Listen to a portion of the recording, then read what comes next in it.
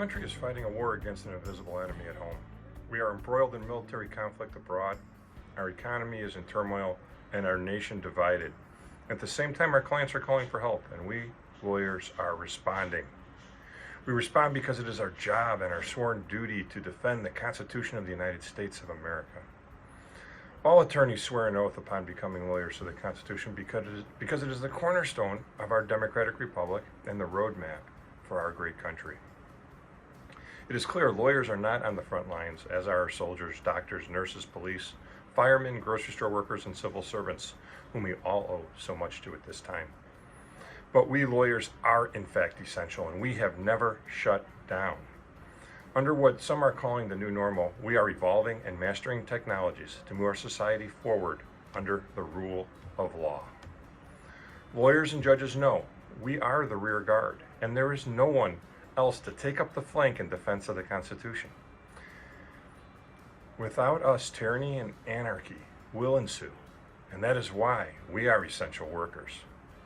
Receiving the honor of being president of the Northwest Suburban Bar Association at the time of change in the field of law is a challenge I am prepared for.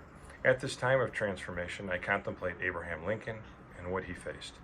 When Lincoln gave the Gettysburg Address, approximately 50,000 Union and Confederate soldiers had fallen to their death at Gettysburg. Lincoln stated that we here highly resolve that these dead shall not have died in vain, that this nation under God shall have a new birth of freedom, and that the government of the people, by the people, for the people, shall not perish from the earth. Just as Lincoln knew how rare a government by the people and for the people was in his day, we know how precious such a gift of freedom is today, and how so many have sacrificed in the name of freedom and the rule of law. Lincoln, in his wisdom, had also spoke about what would be the downfall of the United States of America, and his comments are just as true today. He stated, America will never be destroyed from the outside. If we falter and lose our freedoms, it will be because we destroyed ourselves. With that in mind, stepping into the presidency of the bar is no great achievement compared to what Lincoln was dealing with in his time. Nevertheless, I have been offered an awesome undertaking to try and make things a little bit better and help preserve that which so many have sacrificed so much. I can also tell you the Northwest Suburban Bar Association, standing almost 600 lawyers strong, is united to help our members and our community confront the challenges ahead. It is also true, I have been left an organization in good order by my predecessors, yet the path is altered and unknown. For our association and for our legal community, evidenced by the fact that Cook County courts have been closed for months, we are not sure when there will ever be a jury trial. The word Zoom has been added to our vernacular. At this time, I think of Robert Frost and what he wrote, and that we will be traveling a road not taken, on a path less traveled by. And that will make all the difference.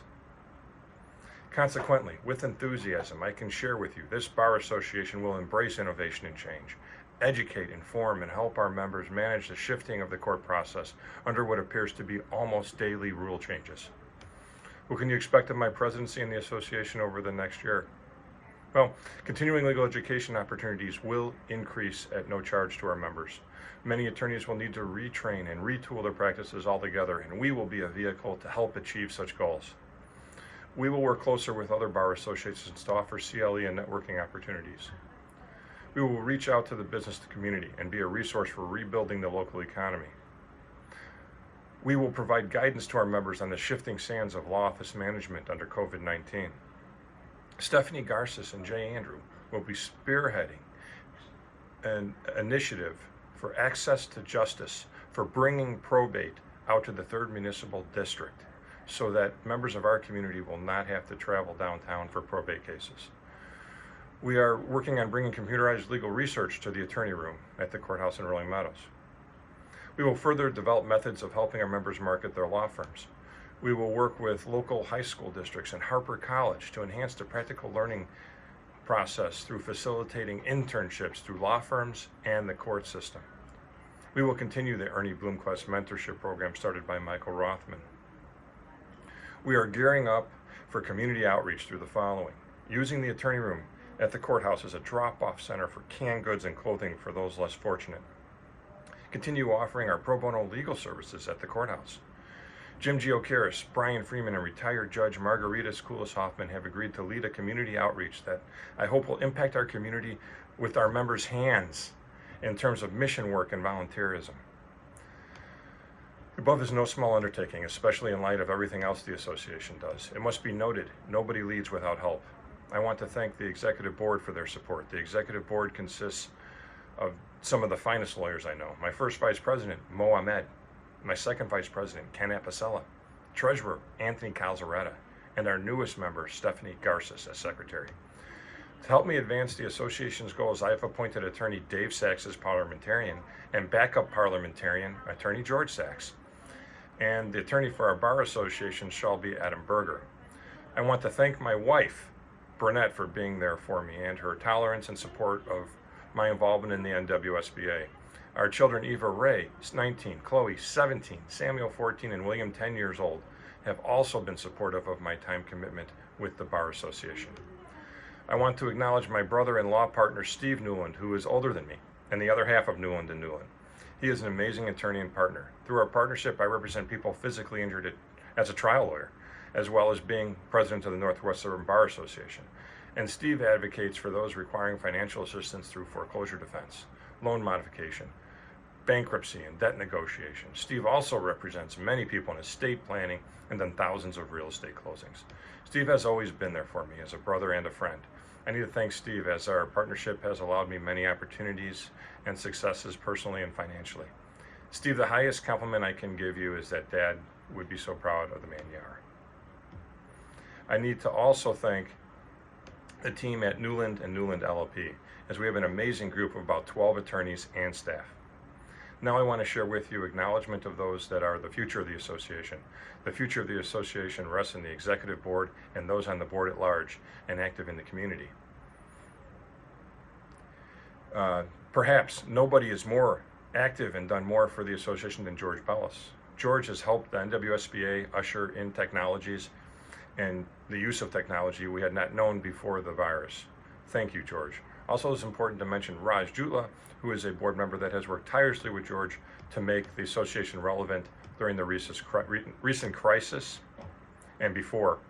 Along with Raj Jutla, our stars of the association are Aaron Adamski, Margaret Zuliger, Kenny Donay, Sean Good, Chris Nudo, Michael Lightfoot, Natasha Adler, Anna Bush, Alan Gabe, Frank Serio, Scott Zambo, Joe Vito, Scott Kuntz, Patricia Jochum, John Anderson, Nick Richardson, Robert Bosco, and others that have all given a great deal of time and energy. Also, I want to thank the bar administrator, Julie Barth, and the rest of her staff. In conclusion, I know many of you are trying to cope with great challenges at this time as our community and nation struggle. I can tell you we will overcome this crisis, and we have overcome other crises in the past. It will not be easy, and sacrifices may be great, but we can and we will get through this together. With that in mind, I would like to share some words of John Fitzgerald Kennedy. In the long history of the world, only a few generations have been granted the role of defending freedom in our hour of maximum danger. Kennedy further said, "I do not shrink from the responsibility, I welcome it. I do not believe that any of us would exchange place with any other people or any other generation. The energy, the faith, the devotion we bring to this endeavor will light our country and all who serve it, and the glow from the fire can truly light the world." Thank you all for giving me the opportunity to share these words. My first set of acts as president will be recognizing some and honoring others in addition to those already mentioned. Also, awards will be physically presented through the mail. Let me begin by saying I would like to thank Judge Saron Marisi, presiding judge of the 3rd Municipal District, for her leadership and swearing in the association officers and board members. Next, retired Judge James Etchingham. He has believed in me, and he has been there for me through great challenges. Judge Etchingham has a sense of empathy and understanding that makes him what we call in Yiddish a mensch, and in English, a person of integrity and honor. I award you, Judge Etchingham, the Mensch Award from the NWSBA. Next, retired Judge Howard Fink, who instilled in me to read between the lines, and that first and foremost, we are a noble profession. I award you, Judge Fink, the Civility Award for always expecting those appearing in front of you to exhibit the highest standards of professionalism towards each other. Judge Stacy Sinescu of Lake County, I award you the Excellence in Law Award. You're one of the smartest and most capable attorneys and judges I've ever met, a true credit to the profession. Retired Judge William Haddad, with great pleasure I award you the award that represents you most, the Mentorship Award. You mentored me and helped others and have made the legal community better with your contributions. Retired Judge Sandra Tristano, you had one of the most challenging calls in your courtroom, and you handled it with respect for all those that had come before you. You applied common sense and knowledge of the law in the pursuit of justice. You have also volunteered your time after retirement, helping others with your pro bono work. I give to you the great honor of the Rosalind Crandall Award of Justice. Lee DeWald shall receive the honor among lawyers, the Lawyer's Lawyer Award, for being a lawyer that his colleagues can count on. Patricia Guzak has been a probation officer in the Northwest suburbs for about 30 years. She has done a fantastic job and earned the respect of her peers and the lawyers in the community. And she is awarded from the Northwestern Bar Association a Lifetime Achievement Award. Attorney Dave Corbett is awarded the Criminal Justice Award for representing clients in criminal law with the highest integrity and skill. Attorney Jeffrey Guzak is someone I can tell you practices law with integrity and passion for justice. So Jeff, you are awarded the Themis Award after the Greek goddess that was the protector of the oppressed. George Sachs is a mentor, and he is honored here today because he is a lawyer that cares and goes the extra mile to get the job done. George, I award you the Heart of Gold Award.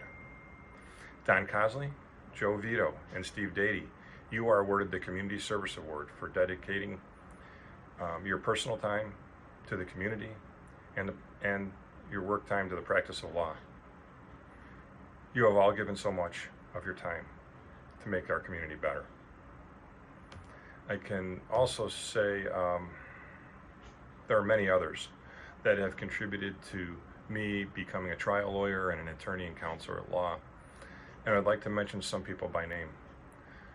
Attorney Leo Alt, the late great attorney Norma Reyes, Dean Fought at Loyola, Judge Ann Collins Dole, Attorney Thomas Osran, Attorney Gwendolyn S. Harris, the late Judge Rosalind Crandall, Chairman of the Illinois Workers' Compensation Commission, Michael Brennan, Arbitrator Molly Mason, retired arbitrator George Andros, Arbitrator Anthony Erbacci, Arbitrator Frank Soto, Attorney Neil Good, Attorney Martin Glink, Attorney Ernie Bloomquist, retired Judge Kay Hanlon, retired Judge Thomas Rohde, Attorney Brian Keeley, Attorney Mike Rothman, Judge Martin Agrin, Attorney Michael Cozy, Attorney David Sorensen, Attorney Bill Kelly, Attorney Stephen